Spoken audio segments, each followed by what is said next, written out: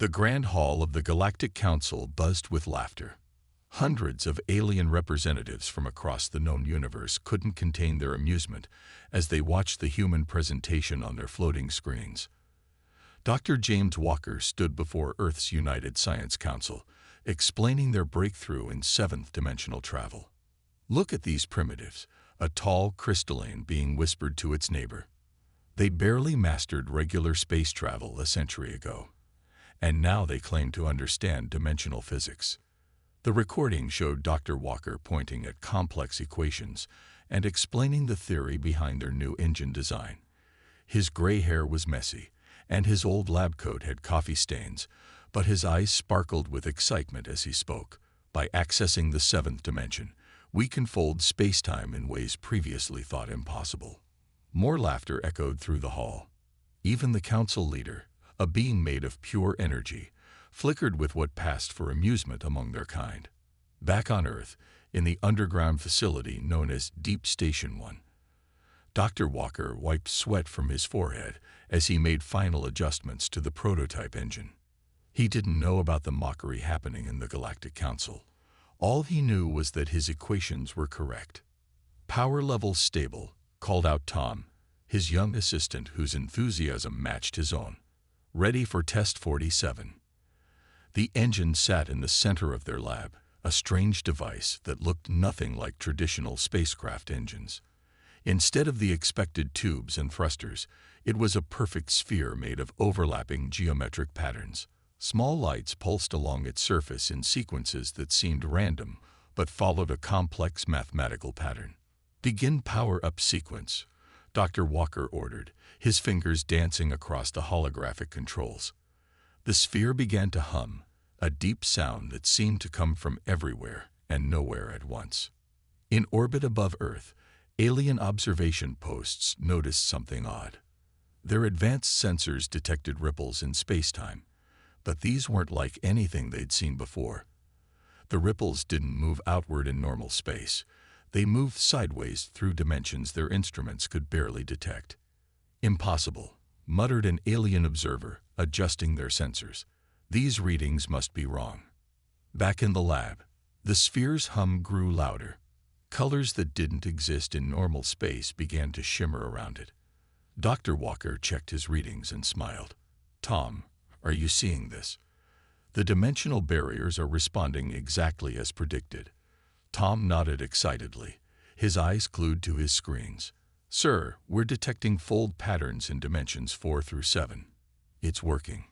The test lasted exactly 3 minutes and 14 seconds. When they powered down the engine, both scientists stood in silence for a moment, then broke into huge grins. They had done it. The first successful test of human-made seventh-dimensional technology. "Send the data to the review board," Dr. Walker said, still smiling. "And Tom, let's keep the champagne on ice until after we've run the analysis." But somewhere in the depths of space, ancient beings were no longer laughing. In fact, they were very, very quiet. The energy readings they had detected from Earth's test weren't just surprising. They were terrifying. These humans hadn't just stumbled onto seventh-dimensional physics. They had somehow mastered aspects of it that even the oldest races hadn't fully understood. An emergency message flashed across the Galactic Council's communications network. ALERT. Human dimensional experiment exceeds predicted capabilities. Analysis required. Dr. Walker didn't know it yet, but his coffee-stained lab coat and messy gray hair would soon become famous across the galaxy. His simple test had just changed everything. The humans who had been seen as amusing pets by the galactic community had just bared their teeth. In his small office later that night, Dr. Walker looked at an old photo on his desk. It showed him as a young scientist, back when everyone said his theories were impossible. He picked up his coffee mug, noticed it was empty, and smiled again. "The math doesn't lie," he muttered to himself, a phrase he'd repeated throughout his career. "The math never lies." In the lab behind him, the sphere sat quietly, its geometric patterns still faintly glowing. Soon, it would power humanity's first seventh-dimensional vessel. Soon, the laughter would stop completely. 3 days after the successful test, strange ships appeared in Earth's orbit. They were beautiful vessels that looked like they were made of light and crystal, belonging to the most advanced species in the Galactic Council. Their arrival wasn't a celebration. It was a warning. In the main conference room of Earth's Space Command, military leaders and scientists gathered to watch the transmission from the alien fleet. Dr. Walker sat in the front row, clutching his ever-present coffee mug, as the holographic image of the Council's representative appeared. The alien was a tall figure made of shifting blue light. When it spoke, its voice echoed with artificial translation. "Humans of Earth, we have detected dangerous dimensional experiments from your planet. For your own safety, we demand you cease these activities immediately." General Robert Mills, a tough old soldier with more battle scars than hair, stepped forward. "And if we refuse?" The alien's light flickered in what might have been amusement or anger. "You don't understand. You're playing with forces that could tear reality apart. Your primitive understanding of dimensional physics makes you a danger to yourselves and others." From her seat near the back, Captain Emma Stone watched silently. She had been chosen to command humanity's first seventh-dimensional ship, though that was still classified information. Her dark eyes studied the alien's shifting form, noticing how its light patterns revealed more worry than superiority. "We understand the risks better than you think," Dr. Walker said, standing up. Coffee splashed on his wrinkled shirt, but he didn't notice. "Our calculations are correct. We found a way to safely navigate higher dimensions." The alien's form expanded, filling more of the holographic space. "Impossible. Your species has barely mastered four-dimensional thinking. The complexity of seventh-dimensional travel is beyond your comprehension." Dr. Walker smiled. It wasn't a friendly smile. "Would you like to see our math?" He pressed a button on his tablet, and complex equations filled the air around the alien's projection. The being's light patterns froze for a moment, then began shifting rapidly as it processed the information. This is... For the first time, the alien seemed uncertain. In orbit, the alien ship's sensors detected new energy patterns from Earth. Deep in the underground lab, Tom was running another test of the engine. The alien's instruments showed impossible readings. Clean, stable dimensional folds that should have been far beyond human technology. Captain Stone stood up. "Your warning is noted," she said firmly. "But we will continue our research. Humanity has earned its place among the stars." The alien's image flickered again. "You don't realize what you're doing. The Council has seen civilizations tear themselves apart trying to master dimensional travel. We're trying to protect you." "No," General Mills growled. "You're trying to control us." The meeting ended shortly after, but the alien ships remained in orbit.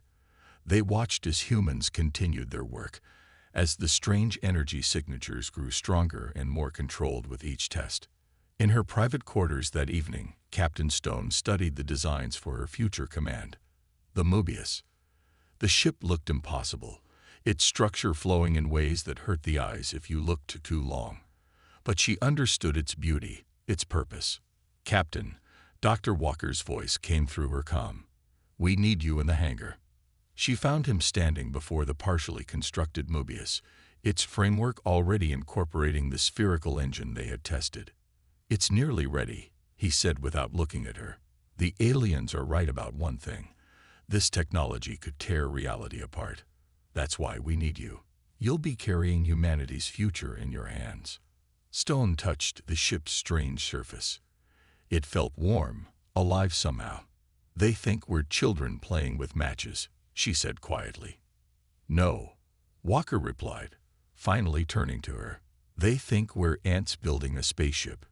But they forget. Ants can lift many times their own weight. Sometimes the smallest creatures are the strongest." Above them, the alien ships continued their watch, but they had already failed their mission.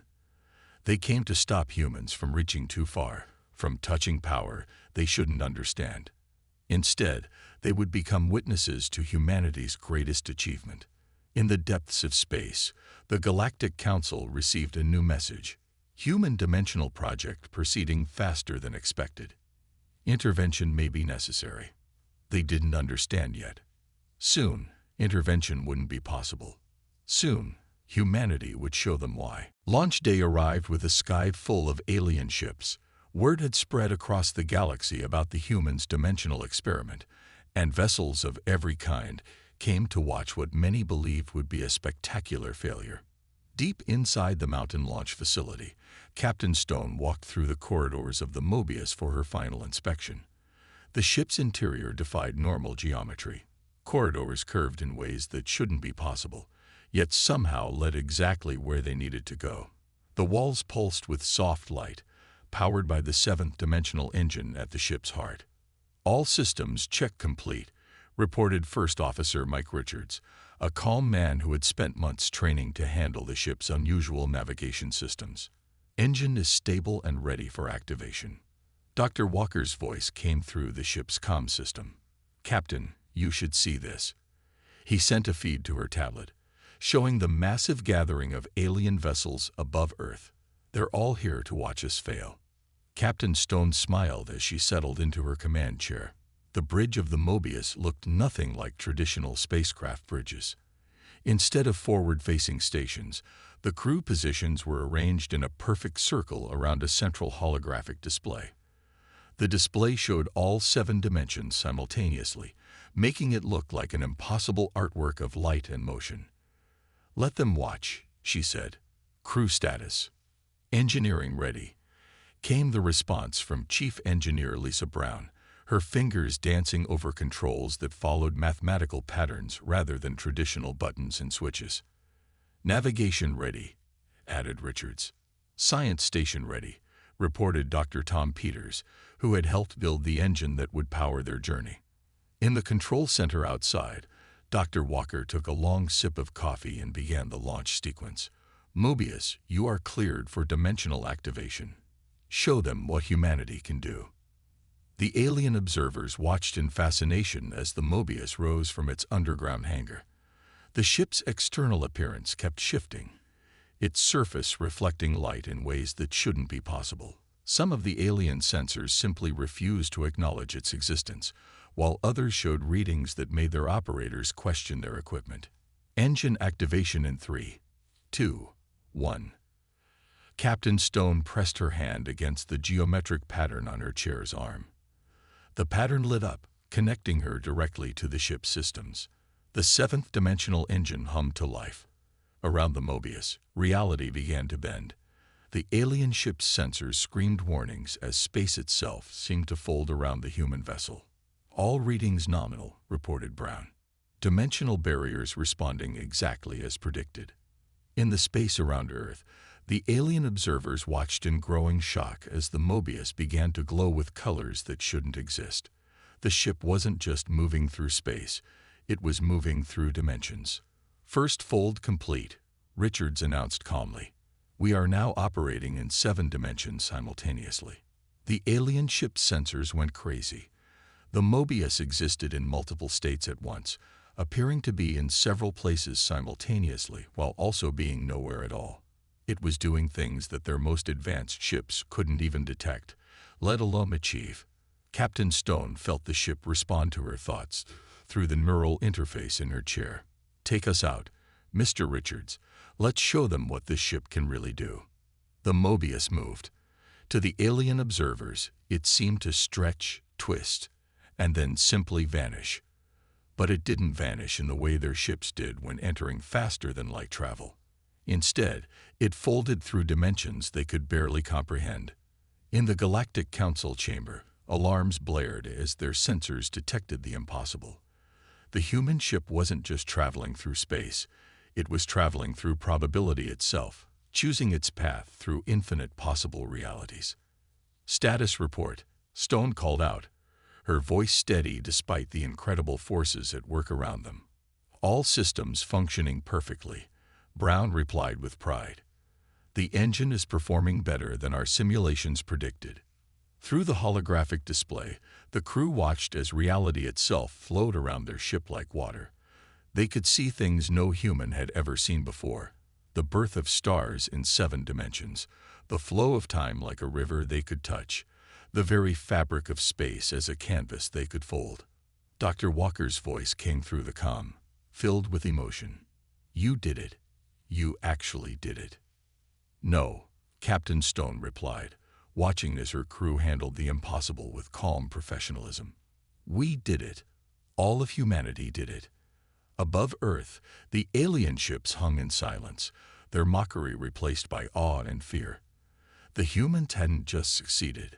They had mastered something that the greatest civilizations in the galaxy had deemed impossible. The age of human dimensional travel had begun. The Mobius drifted through the seventh dimension, its crew watching in wonder as reality unfolded before them like pages in an infinite book. They had been traveling for 6 hours since their dramatic departure from Earth, and each moment brought new discoveries that changed their understanding of the universe. "Captain, you need to see this," called Dr. Tom Peters from his science station. His hands trembled slightly as he brought up the holographic display. "We're not just seeing space anymore. We're seeing time." Captain Stone left her command chair and walked to his station, though walked wasn't quite the right word in the ship's strange internal geometry. The display showed something impossible, a galaxy being born, living, and dying, all at the same time. "Explain," she ordered, her voice quiet with awe. "In the seventh dimension, time isn't a line. It's more like a landscape," Tom said, adjusting the display. "We can see every moment of that galaxy's existence simultaneously, and not just one possible version." He paused, zooming out the view. "We can see every version that ever existed or could exist." First Officer Richards called out from navigation, "Captain, I'm detecting something else. The ship, it's learning. The dimensional engine is adapting to what we're seeing." Chief Engineer Brown's voice came through the comm from the engine room. "He's right. The engine's efficiency has increased by 300% since launch. It's like it's evolving as we travel." The crew watched as their ship's sensors revealed more wonders. They saw stars that existed in multiple states at once, living and dead simultaneously. They witnessed planets that never formed in their own universe, but thrived in others. The seventh dimension showed them not just what was, but what could be, what might have been, and what never was. "Multiple timeline convergence ahead," Richards reported. "Should we avoid it?" Captain Stone studied the swirling patterns of reality on the main display. "No, take us through." Steady as she goes. The Mobius passed through the convergence point. For a moment, every crew member experienced multiple versions of themselves, lives they might have lived, choices they might have made. The ship's systems recorded everything, gathering data that would revolutionize human understanding of existence itself. "Message from Earth," announced Communications Officer David Grant. "Dr. Walker is, well, he's ecstatic. The alien observers are in complete chaos. Some of their ships have left in what looks like panic." Stone allowed herself a small smile. "What frightens them, I wonder?" "That we succeeded, or that we're still finding new ways to succeed." Suddenly, Tom's station lit up with urgent signals. "Captain, the engine's dimensional field is expanding. We're not just observing these other realities anymore. We're starting to influence them." Brown's voice crackled through again, excited rather than worried. "The engine is creating a probability manipulation field. We can actually modify local space-time conditions. This goes beyond anything we theorized." To demonstrate, Brown made a minor adjustment to the engine's output. The crew watched in amazement as a nearby star system shifted slightly, its planets moving into more stable orbits. They had just witnessed human technology actively reshaping reality. "Log everything," Stone ordered. "Every observation, every reading. Humanity's next steps will depend on understanding what we found here." As the crew worked, recording their historic discoveries, First Officer Richards noticed something on his navigation displays. "Captain, I'm detecting. It's hard to explain. There are other ships out there, but not like anything we've seen. They're traveling through higher dimensions too, but their signatures are ancient. We might not be the first to achieve this." "No," Stone replied, watching the strange signatures. "But we might be the first to do it right. Look at their patterns. Unstable, dangerous. We've found a safer way." Tom added more data to the main display. These readings suggest those other ships caused damage to the dimensional fabric. That's why the Council was so afraid. They'd seen it go wrong before. But our approach, using mathematics they thought too simple, it works perfectly. The Mobius continued its journey through the impossible, its human crew documenting everything they found. With each passing hour, they uncovered new secrets about the universe, reality, and existence itself. The ship's systems absorbed and adapted to each discovery, growing more efficient, more powerful. In the engine room, Brown watched her readings with pride. The aliens had laughed at human technology, calling it primitive. Now that same primitive technology was rewriting the laws of physics. The universe, it seemed, had much to learn from humanity's simple solutions to complex problems. The attack came without warning. 3 warships belonging to the Empire of the Burning Stars, one of the most aggressive species in the galaxy, appeared around the Mobius in normal space. Their massive black vessels, covered in glowing red lines, had been waiting in ambush, having tracked the human ship's dimensional wake. Multiple weapons locked on us. First Officer Richards reported calmly, "They're using quantum-tipped warheads. In normal space, those would tear us apart." Captain Stone remained seated, her expression unchanged. "Incoming transmission," announced Officer Grant. The Empire's commander appeared on their screen, a tall being with skin like polished obsidian and eyes that glowed like dying stars. "Human vessel, your technology is now property of the Empire. Surrender your ship or be destroyed." "Engineering status?" Stone asked, ignoring the alien's threat. "The engine's running perfectly, Captain," Brown replied from her station. "And you're going to love this. Remember how we exist in multiple dimensions at once." Before she could finish, the Empire ships fired. Dozens of quantum warheads streaked toward the Mobius. The crew watched calmly as the weapons approached. "Now," ordered Stone. The Mobius shifted slightly in the 7th dimension. The warheads passed through the space where the ship had been, and still was, and wasn't, all at the same time. To the Empire sensors, the human vessel appeared to be in hundreds of locations simultaneously, while also being nowhere at all. "Impossible," the Empire commander roared. "Fire again." "Should we return fire, Captain?" Richards asked. Stone shook her head. "No need. Dr. Tom, show them what we discovered about probability manipulation." Tom's fingers danced across his console. The Mobius's engine pulsed, sending waves of 7th-dimensional energy outward. Around them, reality shifted subtly. The Empire ship's weapons suddenly found themselves with slightly different quantum frequencies, just enough that they couldn't maintain stability within their launchers. "Their weapons are useless now," Tom reported with a slight smile. "We shifted the local probability field. In this region of space, their technology has a 99.9% chance of malfunction." The Empire commander's face showed a mix of rage and fear. "What have you done? This is beyond mere dimensional travel." "Engineering," Stone called out. "Show them what else we can do." Chief Engineer Brown activated a new sequence in the engine. The Mobius began to exist in several time states simultaneously. The crew watched as their sensors showed them the Empire ship's next moves before they made them, their retreat plans before they thought of them, their backup strategies before they were developed. "We can see every move you'll make," Stone told the Empire commander. "Every plan you're considering, we've already watched fail. You can't fight an enemy that exists in your past, present, and future simultaneously." To demonstrate, the Mobius appeared to split into 3 vessels, one in the Empire ship's past, one in their present, and one in their future. It was still one ship, but it was using 7th-dimensional space to exist across time itself. "Final warning," announced Tom. "I'm detecting their backup fleet approaching through hyperspace. They'll be here in 3 minutes." Stone nodded. Send the probability wave. The Mobius pulsed again. When the backup fleet arrived, they found themselves emerging into normal space at exactly the wrong coordinates, their formations ruined, their carefully planned ambush transformed into chaos. "What are you?" the Empire commander whispered, watching his mighty fleet reduced to confusion by human technology. "We're the species you thought was too primitive to understand dimensional physics," Stone replied.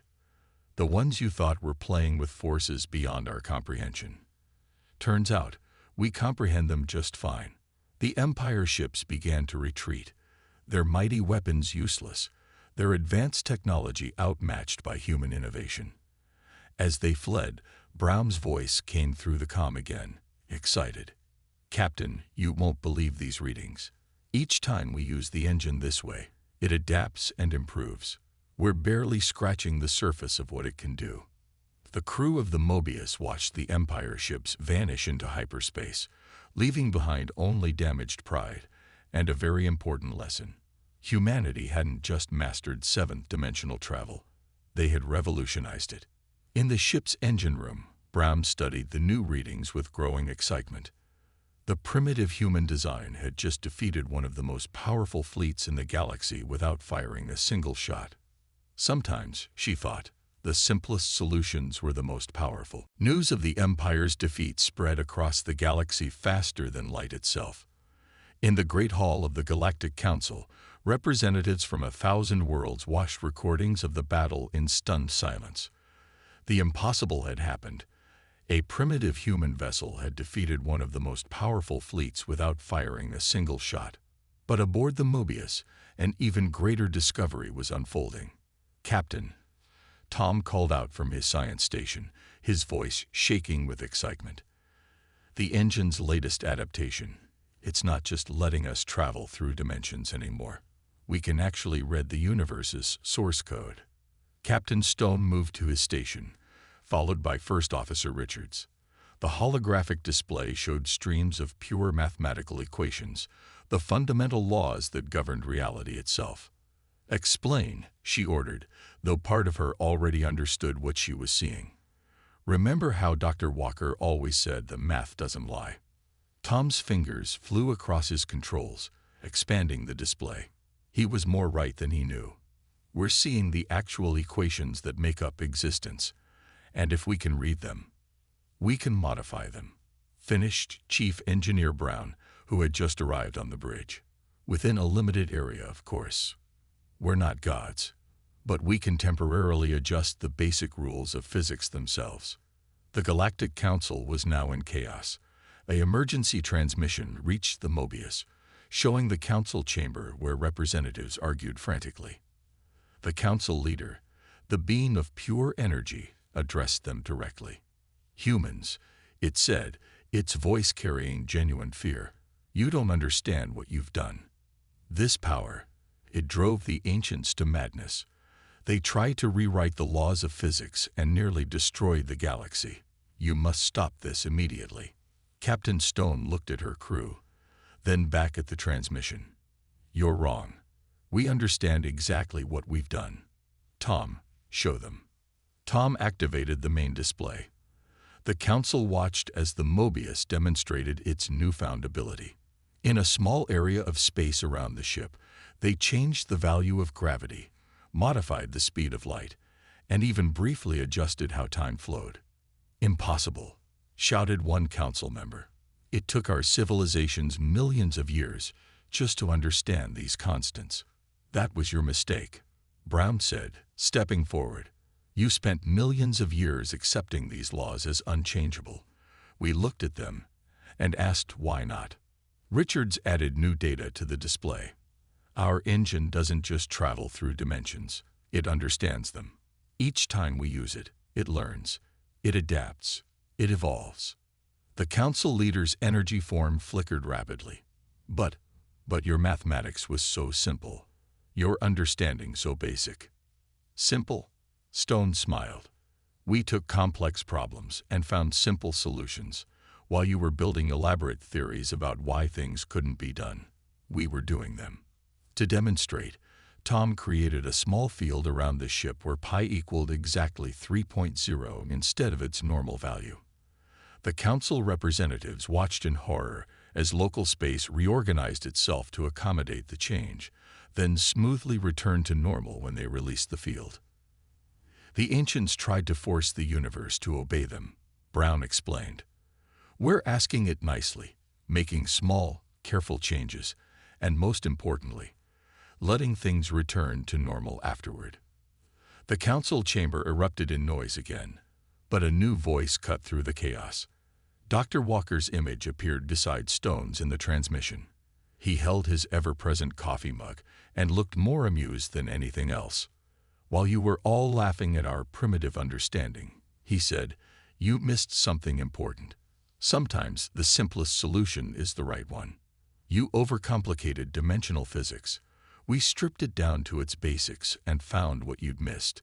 The universe runs on math, and math can be changed. Captain Stone watched as understanding dawned on the alien faces. The humans hadn't just matched advanced alien technology. They'd found a completely new way of looking at reality itself. Their primitive approach had revealed possibilities that millions of years of advanced alien science had overlooked.